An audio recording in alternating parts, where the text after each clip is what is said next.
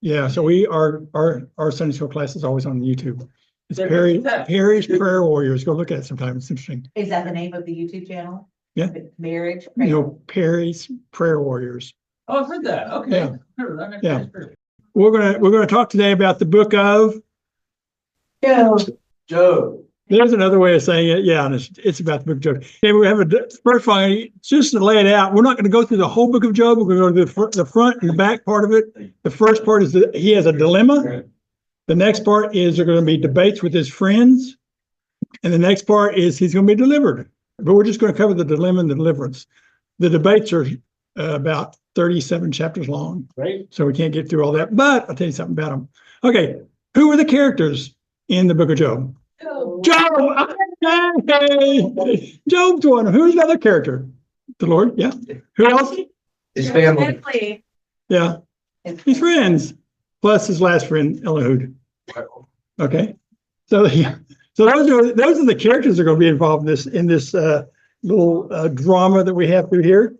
We're going to try to answer 3 questions today, or we're going to answer a lot of questions. There would be 3 questions we want to answer in the first part of Job, okay? So the first thing is, who is Job? Where is Job? Where is he located? When did this all happen? What actually happened? How did it happen? And why did it happen? Okay? So, who was Job? He was, let's go back. Somebody read verses, no, wait, never mind. Yeah, somebody read verses 1 through 5. In the land of Uz there lived a man whose name was Job. This man was blameless and upright. He feared God and shunned evil. He had 7 sons and 3 daughters. He owned 7,000 sheep, 3,000 camels, 500 yoke of oxen, and 500 donkeys, and had a large number of servants. He was the greatest man among all the people of the East. His sons used to hold feasts in their homes on their birthdays, and they would invite their 3 sisters to eat and drink with them. When a period of feasting had run its course, Job would make arrangements for them to be purified.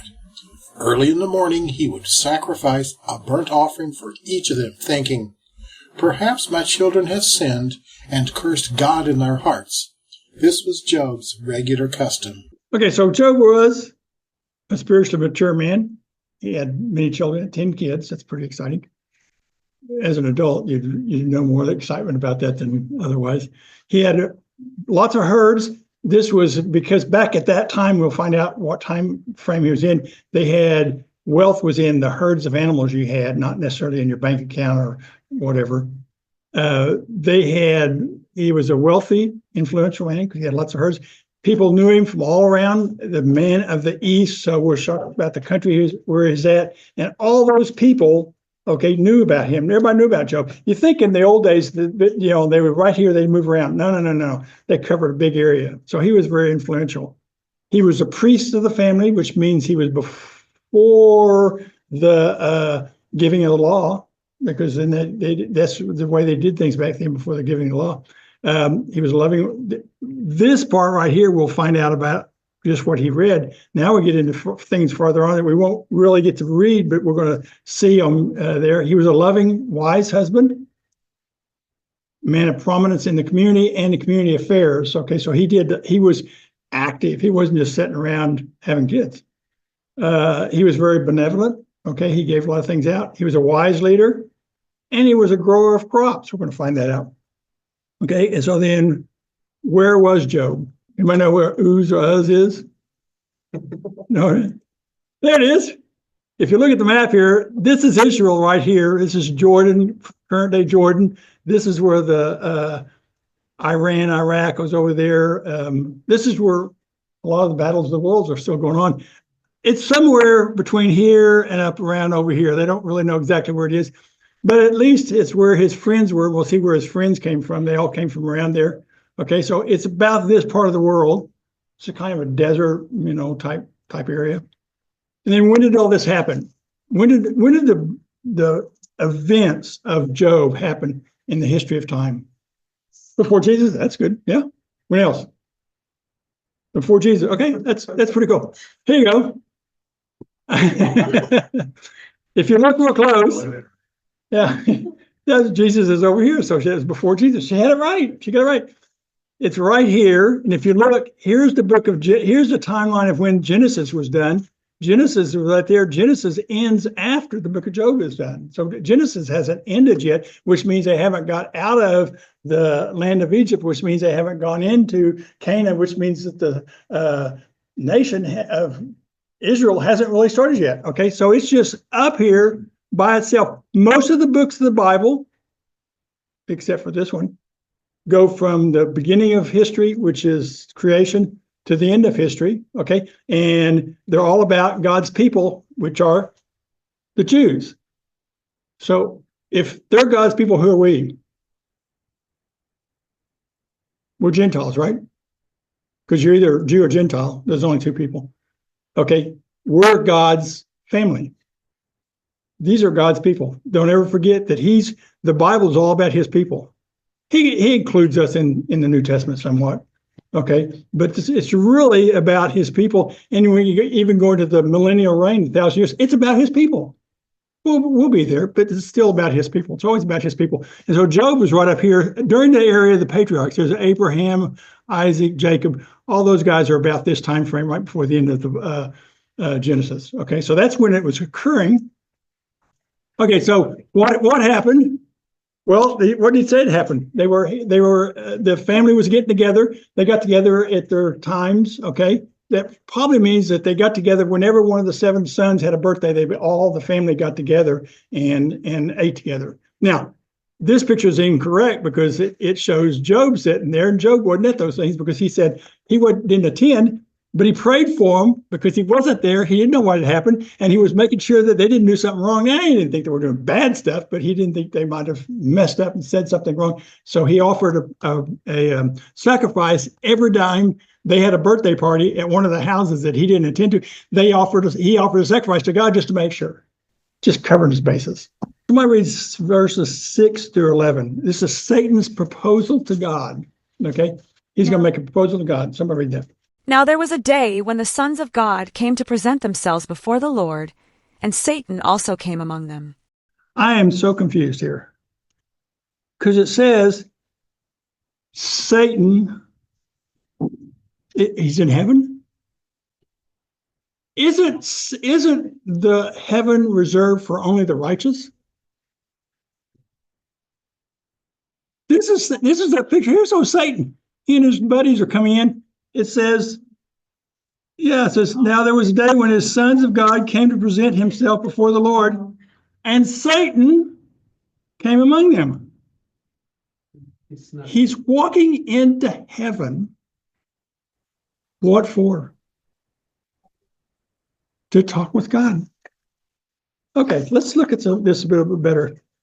This is a little confusing because he's in there. It says the son, and who are the sons of God? He says, what do you say? Go and read the next part of it, around to 11. The Lord said to Satan, "From where have you come?" Satan answered the Lord and said, "From going to and fro on the earth, and from walking up and down on it." And the Lord said to Satan, "Have you considered my servant Job, that there is none like him on the earth, a blameless and upright man who fears God and turns away from evil?" Then Satan answered the Lord and said, Does Job fear God for no reason? Have you not put a hedge around him and his house and all that he has on every side? You have blessed the work on his hands, and his possessions have increased in the land. But stretch out your hand and touch all that he has, and he will curse you to the first. Okay, so what does Satan say to God? He's walking around. What you doing, Satan, son? Just walking around, just roaming around the earth, kicking around. Now, don't you think that both of them knew what they meant? Because what do you really mean? What's Satan really do down here? Cause trouble. Yeah, he's trying to find somebody to devour. He's not trying to find, I'm not on the stroll. No, he's looking for us. He's looking for each one to kill, steal, and destroy. He's what he's trying to do. And God knows that. Okay, so he goes in and he says, you're looking around, you'd bump into Job. He's blameless. Yeah, I have. But he's rich because you've given him all this stuff. So he's always going to praise and honor you, right? I mean, come on. You give him everything, he's going to do that. Take it away. I'll show you what happens. That's what he says. Let's stop for a second and look at a little detour to find out about Satan. Why is he so arrogant? Why does he think he has such power? Somebody, first of all, he was there in heaven. He's not always going to be there in the final heaven. He's not going to be there. When does he leave? Okay, somebody read Revelations 12, 7 through 11. Now the Lord rose in heaven, Michael and his angels fighting against the dragon. And the dragon and his angels fought back, but he was defeated, and there was no longer any place for them in heaven. And the great dragon was thrown down, that ancient serpent who is called the devil and Satan, the deceiver of the whole world. He was thrown down to the earth, and his angels were thrown down with him. And I heard a loud voice in heaven saying, Now the salvation and the power and the kingdom of our God and the authority of his Christ have come. For the accuser of our brothers has been thrown down, who accuses them day and night before our God. And they have conquered him by the blood of the Lamb, by the word of the testimony, for they have loved not their lives even until death.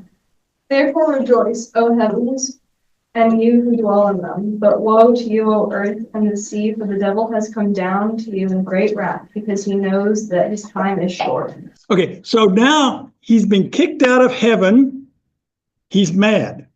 Yeah. He immediately comes to earth. This is going to be at the midpoint of the tribulation of the, so 3.5 years of the 7 years. He comes back. He's really, really mad. Okay, so what does he do? Well, here's some of the things he does. The first thing he does is he resurrects the Antichrist who had been killed. You've heard about that. He started the 10-nation government because he had earlier started the one world government, and then it didn't work, so he started a 10-nation government. Then he knocked it down to 7 nations, and then he destroyed religion in the world. He says we can't have more religion. And then he killed the 2 witnesses. He worshiped the Antichrist. He ended the 7-year peace agreement, okay, that they had at the first of the tribulation. He ended that. He set up the abomination of desolation, and he started the worldwide persecution of the Jews. Boom, right in the middle of the tribulation. Okay, that's what he's done. But now they're going, whoa. He's on earth. What are those people on earth? Because now he can't now come back up here anymore. All this time right now, he's up and down, up and down. He can go from earth to heaven, okay? But he can't go back to heaven anymore after this. Somebody read Matthew 24, 15 to 22. You'll find out what he really said. So when you see the abomination of desolation spoken of by the prophet Daniel standing in the holy place, let the reader understand. And then let those who are in Judea flee to the mountains. Let the one who is on the housetop not go down to take what is in his house, and let the one who is in the field not turn back to take his clothes. And alas, for women who are pregnant and for those who are nursing infants in those days. Pray that your flight may be not in winter or on Sabbath, for then there will be such great tribulation, such as has not been from the beginning of the world until now, no, and will never be. And if those days had not been cut short, no human being would be saved. But for the sake of the elect, those days will be cut short. So one of the things you do when you read the Bible, as I try to do, is read it with curiosity. Follow the rabbit trails. Don't just read it and say, I got to get it done in a year. Read it and be curious. And I ask Christians, what is it? It says, don't let it happen during the winter or on the Sabbath. That's pretty specific. What's he trying to say? The Sabbath, there's no transportation available in Israel on the Sabbath. Now, the transportation system's all shut down. He knew that when he said this is going to happen. It wasn't going to happen back then. It's going to happen now. He says, don't do it on the Sabbath. It's not going to happen. I hope it doesn't happen on Sabbath because you can't get out of town. No buses, no cars, nothing runs. And what about in the winter? It's cold. You can run for your life in the winter. It's cold, but that's not the reason why. Let me show you why. What happens was when Satan comes down, he says, I'm going to send a flood after these people. Why a flood? Well, it turns out that the best way to get to where they're going, which is they're going to end up in Petra or Mazara, is down in Edom is where they're going. Okay, if you probably heard of Petra, it's a walled city that's protected, you can't get into, and it's described a whole bunch of places in the Bible. Anyway, They're headed down there, but they can't get there because there's not a lot of roads because they're out in the desert. So they go down and they follow the wadis. You know what a wadi is? It's a dry riverbed. Dry riverbeds where you look on the map, you always see wadi, wadi, wadi, wadi. There's all wadis everywhere. But because there's no water in them except in the winter. When the winter rains come, because that's the only time to get rain, then all those things flood. So Satan says, going to catch those guys, flood them out. Okay. And God says, not so much so. He opens up the earth and sucks all the water up and saves them. Okay. It's just so cool. But he says, don't do it during the winter because it might be these floods coming. Okay. Why is Satan so upset with the Jews? They're God's people. But why does he want it now? He's really, really mad and he's really, really, why is he that mad now as compared to others? He's not mad all the time, but why is he that mad now? He can't get into heaven. It's also time is short. He knows he's only got 3.5 years left. Okay. And what does he have to do in that 3.5 years if he wants to continue living? He has to make God not be God. Huh? Because if God's God, God will do what God said he's going to do, and God said he's going to throw him in the lake of fire. If he's not God, he can't do that. So how does he do that? Kill all of his people. What does that make it? How does that make a difference? If he can make just one of the promises put in the Old Testament and New Testament about God not be true, then God's not God, right? He can't be God if he lies and one of his prophecies doesn't come true. One of his promises doesn't come true. Satan's read the book.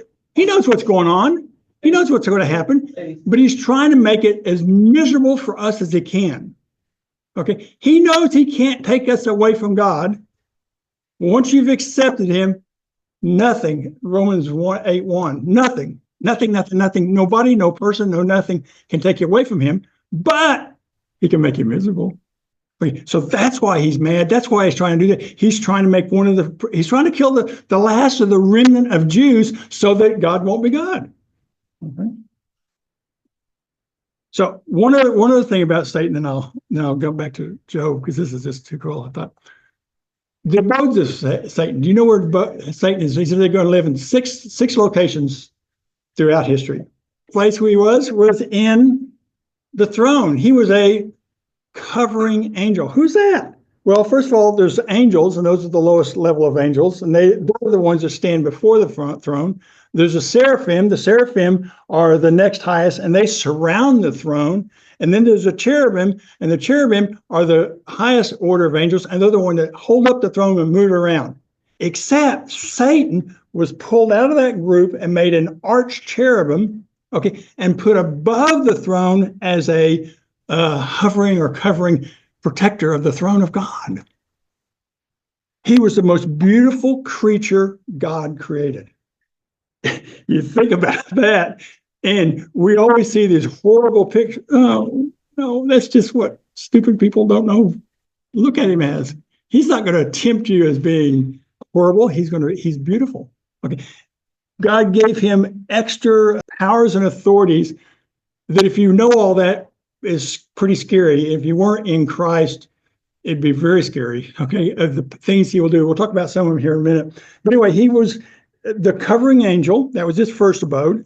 His second abode was in the Garden of Eden. Some of this was a Keelonism. Okay, I didn't think this up. Okay, but it's something that you need to check out yourself. Don't believe just what I say. Don't ever believe what the teacher says. Check it out.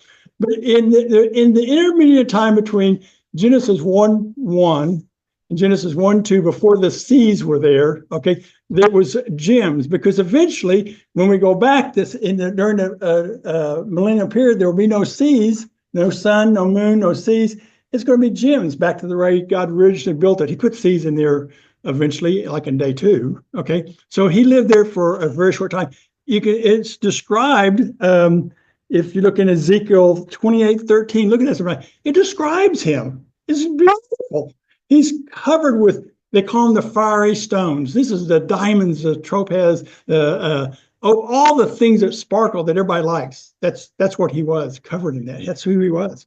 Then the next place he is in what we call the atmospheric heaven.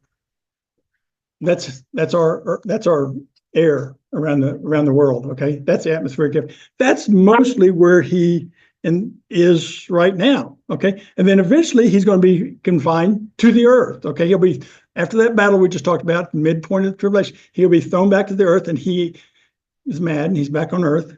Then during the tribulation, he'll be put in the abyss.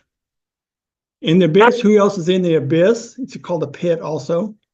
It's the bad angels that tried to have babies with women before the flood. One of the reasons why they had to have a flood, you have to get rid of all those guys. Again, Satan was trying to make it to where when Jesus was born, he was not pure man, pure 100% man, and pure 100% God. He wanted to be part devil. So they came down and procreated with some of the women, good ones, and God says, that is not going to do. That's not going to work. So he had flooded them out, and he killed all of them except the 8, so they weren't part of that group. And so he's going to go back into the abyss. He's going to be there with these angels that since that happened, God confined them to the pit or the abyss since that time. Okay, they never get out until they go to the lake of fire. Okay, so he's going to be there, and then he'll go into the lake of fire.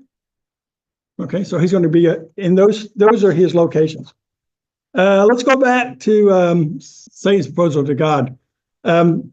We heard he's going to say, let me take away his stuff, take away Job's stuff, and he'll curse you.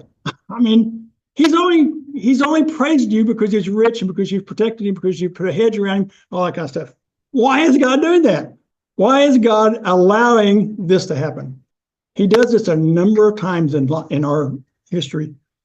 He's trying to let people see. Now, remember, Job isn't a part of the Israel or Jewish nation stuff. So this book is for the world. It's not just for Christians. It's not just for the Jews. It's for everybody. Okay. So he's saying, I'm going to show my knowledge and power. Okay. I'm going to show it, and everybody's going to understand what's going on. I have to have somebody to do it with. So Job's going to be the guy. Just like when you read through the Bible and it talks about in the New Testament, there was a certain man by a pool, and he was to be, healed of being able to walk, lame. Another one was healed of being because he was blind. It always says a certain man. Those people were born, raised, and made in that position just for God's glory to do that one event. Okay, that's what's going to happen here. He's doing it for one event. The other thing is he's trying to explain to all of us what Satan can do today. He can go up to heaven, and he can say, hey, God, I really want to tempt O Emma today. I just want to. And he goes, no, she's had a rough week. She can't handle it. She goes to somebody else and says, yeah, you can go tempt O Jerry. He's strong. He can do it. He's back and forth. He can't come and tempt you. If he's tempting you on anything, you can just say, yes, sir. He knows I'm here, and God's protecting me. Now, does that mean you'll pass the temptation? No. It just means God's aware that this is happening to you. You don't ever get tempted in private. Okay? It's tempted because the audience at the throne of God has already been approved and allowed. Okay, so then what happens next? Someone read 13 and 22. One day when Job's sons and daughters were feasting and drinking wine at the oldest brother's house, a messenger came to Job and said, the oxen were plowing and the donkeys were grazing near by, and the Sabeans attacked and made off with them. They put the servants to the sword, and I am the one and only who has escaped to tell you. While he was still speaking, another messenger came and said, the fire of God fell from the heavens and burned up the sheep and the servants. And I am the only one who has escaped to tell you. While he was still speaking, another messenger came and said, the Chaldean formed 3 raiding parties and swept down on your camels and made off with them. They put the servants to the sword, and I am the only one who has escaped to tell you. While he was still speaking, yet another messenger came and said, your sons and daughters were feasting and drinking wine at the oldest brother's house, when suddenly a mighty wind swept in from the desert and struck the 4 corners of the house. It collapsed on them, and they are all dead. And I am the only one who has escaped to tell you. At this, Job got up, tore his robe, shaved his head, then fell to the ground and worshipped. and said, Naked I come from my mother's womb, and naked I will depart. The Lord gave, and the Lord has taken away. May the name of the Lord be praised. In all this, Job did not sin by charging God with wrongdoing. Calamity after calamity after calamity happened to him in one day, blah, blah, blah, blah, blah, like this. Okay. What did Job do? Pray to God. I mean, that's the response that he's wanting us to have. He didn't sin. He didn't say, he didn't curse God. He didn't say, what are you doing? What's going on now? Later on, he gets some questions about it.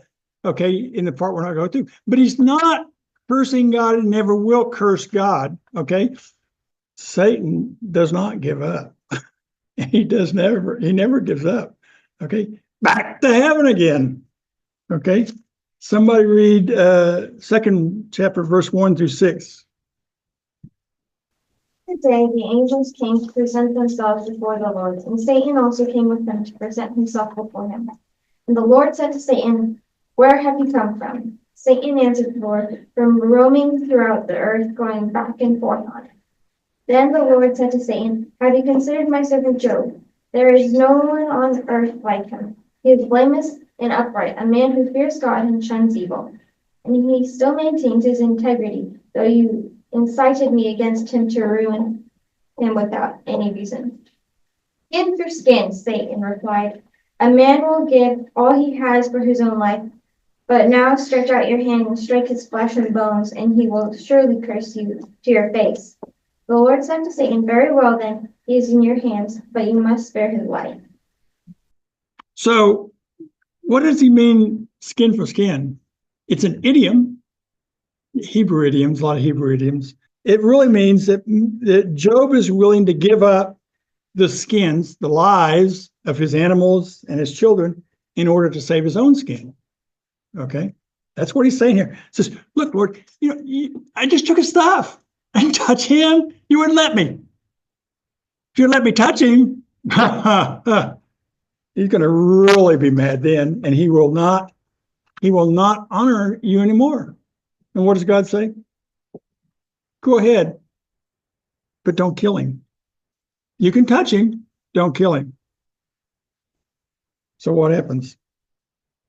Somebody read 7-10. So Satan went out from the presence of the Lord and afflicted Job with painful sores from the soles of his feet to the crown of his head. Then Job took a piece of broken pottery and scraped himself with it as he sat among the ashes. His wife said to him, Are you still maintaining your integrity? Curse God and die.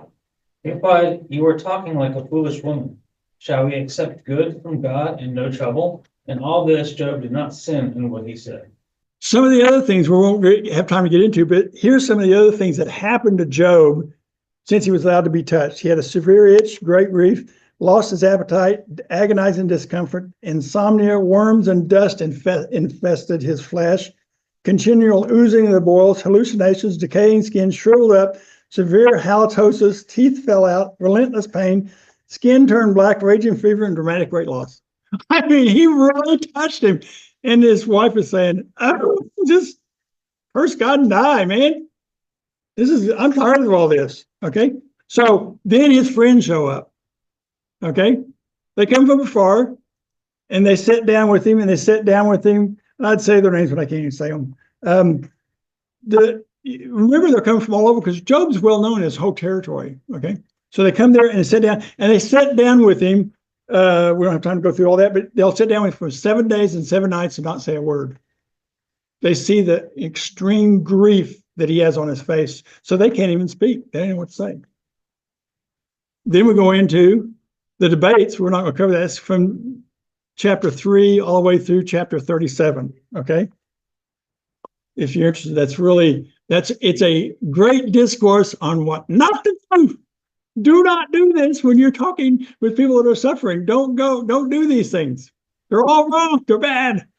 And he and his friends have great discussions over that, but they're all wrong. So then what happens? We're talking about this now, the deliverance of Job. Okay. Look at first verse of chapter 38. Then after all these discussions you've had with your friends for all this time, then now the Lord's going to say, Job, he comes in a whirlwind. He's going to talk to Job and he says, Now prepare yourself like a man. Buck up, dude. Okay.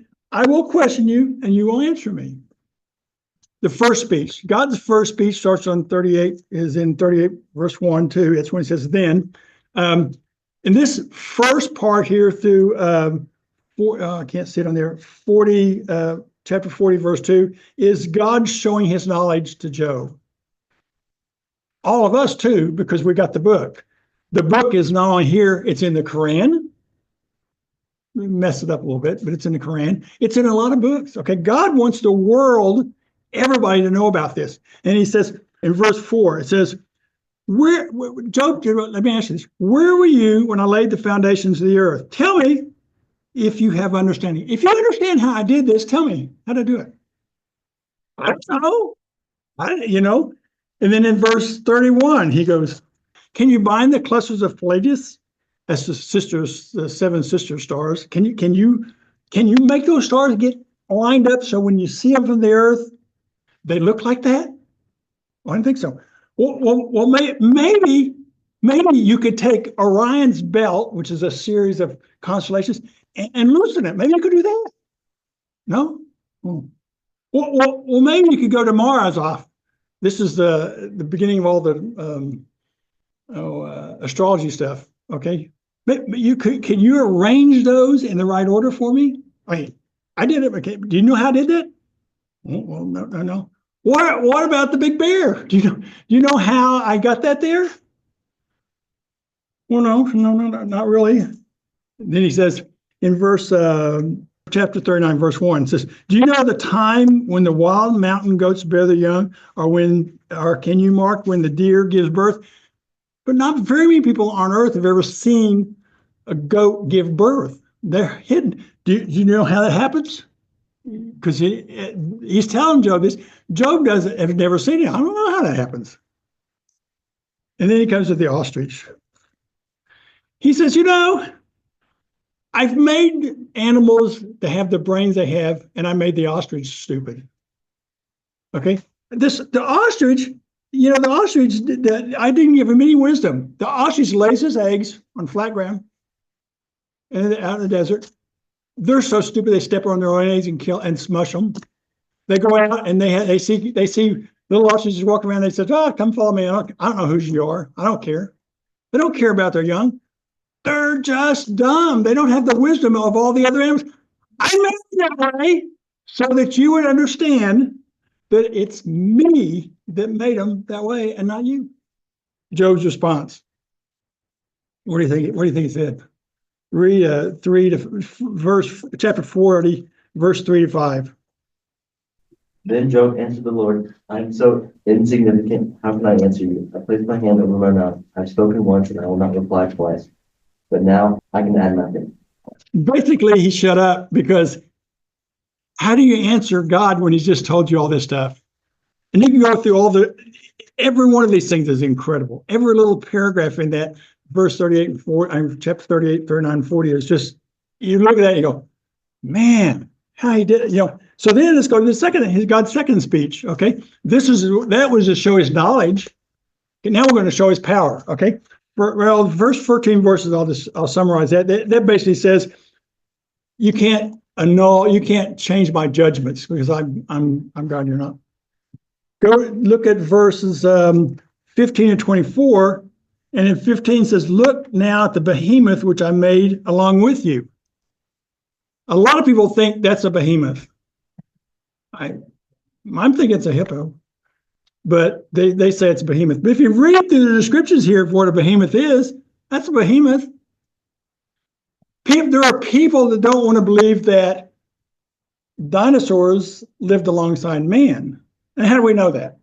How do we know dinosaurs lived alongside man? Yeah, they were on there, but what else? What else? Day 6, all land creatures were created. The spiders, the insects, the horses, the cows, the Tyrannosaurus Rex, the man, the woman, was all on day 6, okay? All those things were on day 6. He says, I made him along with you, okay? No, I didn't make them up 45 billion years ago. I made them along with you. And then if you read through all that, that describes the behemoth right here. Then you go over to chapter 41, look at chapter 41. And that whole chapter is on the Leviathan. What's a Leviathan? Describe a Leviathan to me. A sea monster? Close. This is the best picture I could find. Here's a whole chapter on how ferocious and mean and terrible this thing is. Where it is now, I don't know. During the flood, could it have died? Was in the ocean. Then all the land animals, except for on the boat, died, but all the sea animals, they didn't die. God spoke to his friends. He was mad, upset with his friends. He told them, you got to go give sacrifice to Job. Job's going to pray for you. They didn't pray for him anytime, but he's going to pray for them. And then God speaks to Job. He says, I'm going to give you back twice as much as what you had. Okay. Now I'm going to give you 3 beautiful daughters. They were the most beautiful thing in the land at the time. Okay. So now the thing is funny to me, maybe funny to you, I don't know. He had 10 kids. No. His wife had 10 kids. She now had 10 more. That's a big deal, folks. 20 kids. And this is the last 3 of them, the 3 daughters. Okay. So he blessed Job. Did Job ever know what was going on? No. God's God, we're not. He doesn't know an explanation of what he's doing. We don't know what's going to happen in life. Pain's going to happen to all of us. While you're in pain or whatever's going on, worship God. He's in control. Don't ever give bad advice that's unscriptural. Don't give unscriptural advice. Trust God no matter your circumstances. You don't have to know what's happening. Trust God that it's happening for a reason. It's part of his plan. You may not know. Job never knew what was going on in his life. I